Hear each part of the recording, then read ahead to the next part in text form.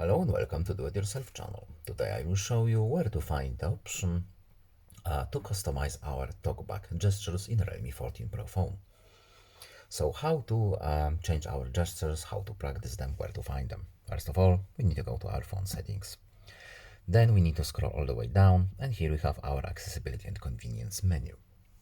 Then we need to go to accessibility, and here in the vision tab, we have the TalkBack menu.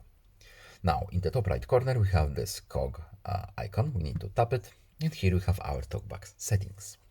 Then we need to scroll down, and here we have our customize gestures option. So we can practice our gestures right here. And here we have our gestures that we can change. For example, swipe one finger, swipe up, and we have a lot of options to choose from if we want to. And that's all.